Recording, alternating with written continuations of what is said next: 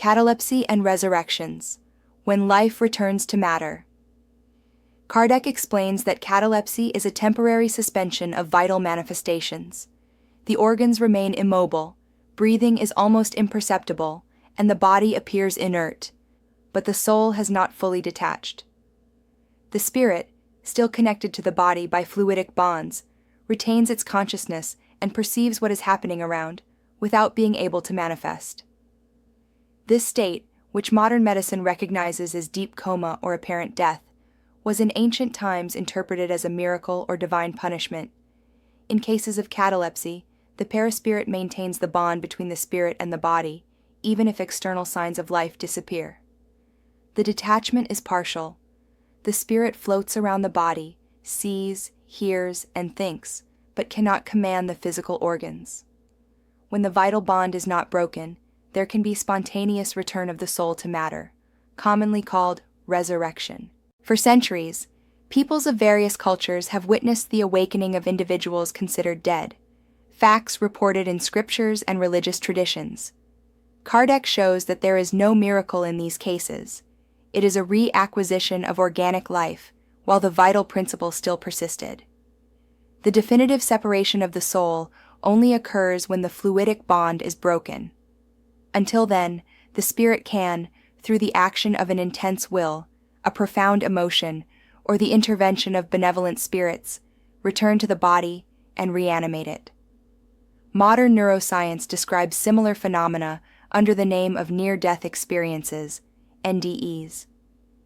During prolonged cardiac arrests, patients report lucid perceptions outside the body, visions of light, encounters with loved ones, and a review of life, exactly as Spiritism describes.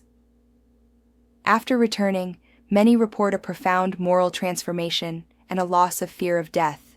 These experiences confirm that consciousness is not a product of the brain, but a spiritual essence that persists during the suspension of vital functions.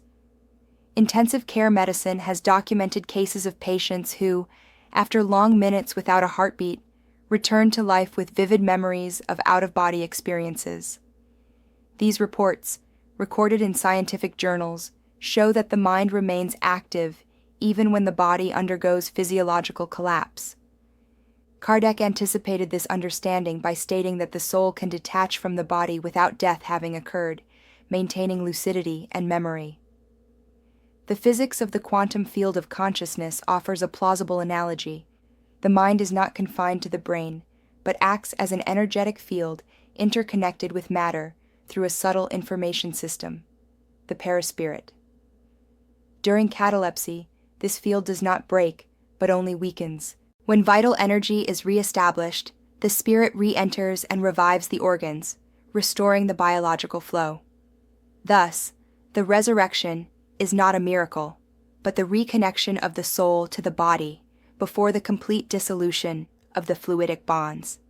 Kardec reminds us that Jesus and other great spiritual missionaries performed resurrections, not by breaking the laws of nature, but by knowing them. Christ, possessing superior fluidic power, reactivated the vital principle and restored the balance between the body and the spirit, drawing back the soul that had not yet fully detached. Faith, in this context, does not replace the law. It complements it because it is the spiritual will in action. Today, neurocardiology and medical physics recognize that the heart and brain function as emitters and receivers of electromagnetic fields sensitive to emotion and intention.